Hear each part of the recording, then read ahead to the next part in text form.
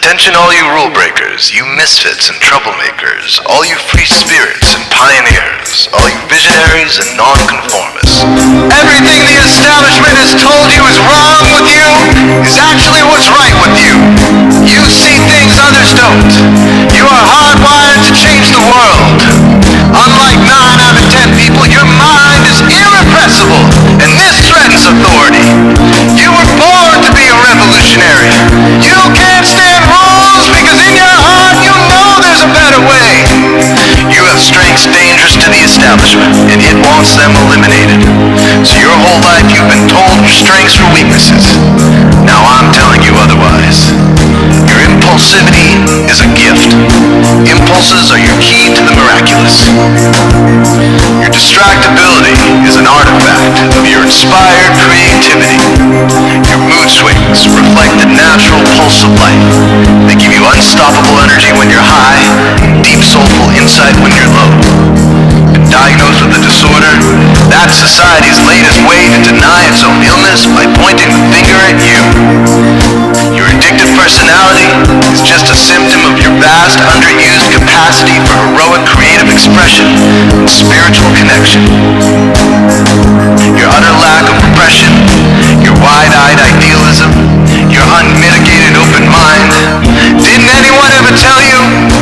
These are the traits shared by the greatest pioneers and visionaries, innovators, revolutionaries, procrastinators, and drama queens, activists on the social scene, space cadets, mavericks, philosophers, derelicts, business suits flying fighter jets, football stars and sex addicts, celebrities with ADD, alcoholics who seek novelty, first responders, prophets and saints, mystics, and JJJs. We are all the same, you know, 'cause we're all affected by the wave.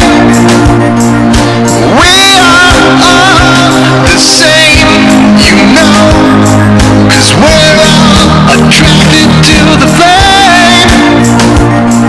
You know in your heart there's a natural order, something more sovereign than any man-made rules or laws could ever express.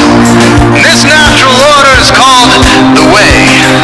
The way is the eternal substrate of the cosmos. It guides the very current of time and space. The way is known by some as the will of God, divine providence, the Holy Spirit, the implicate order, the Tao, reverse entropy, light force, but for now, we'll simply call it the way. The way is reflected in you as the source of your inspiration, the source of your passions, your wisdom, your enthusiasm, your intuition, your spiritual fire, love. The way takes the chaos out of the universe and breathes life into it, giving it divine order. The way, when expressed by the mind, is genius. When perceived through the eyes, is beauty. When felt through the senses, is grace. When allowed into the heart, is love. Most people cannot sense the way directly, but then there are the wayseers, the keepers of the flame. Wayseers have an unexplainable knack for just knowing the way. They sense it in their very being. They can't tell you why or how they arrived at the right answer. They just know it in their core. They can't show their work, so don't ask. Their minds simply resonate with the way. When the way is present, so are they.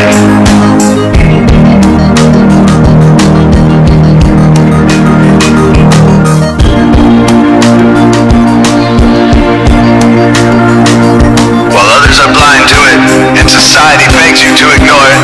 The way stirs you inside. Neurological repression blocks most people's awareness of the way.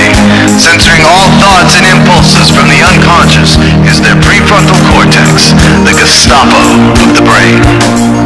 Nothing which violates its socialized programming even gets through. But your mind is different. Your mind has been cracked wide open to the way by some miraculous genetic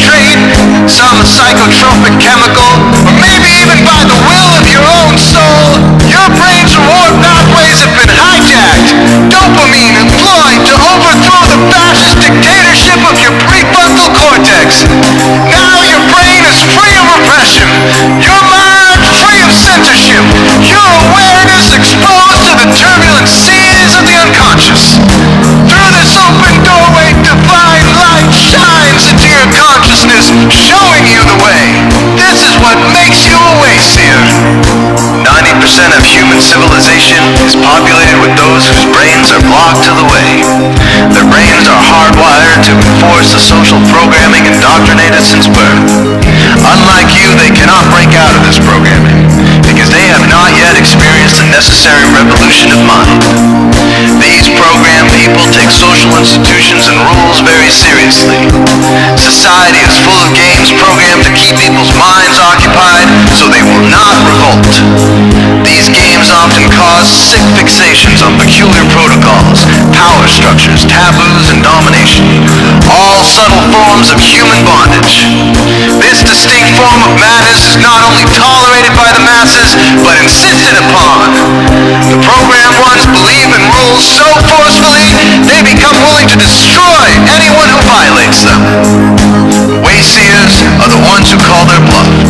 Since wayseer minds are free to reject social programming, wayseers readily see these social institutions for what they are: imaginary games. Wayseers comfort the disturbed and disturb the comfortable. Helping those who are lost in these games and refuse to help themselves is the calling of many wayseers. Since wayseers are the ones who keep contact with the original source of reality, they are able to disrupt societal conventions and even governments to realign humanity with the way. The wayseers are an ancient lineage, a kind of priesthood, carriers of the flame, ones in the know.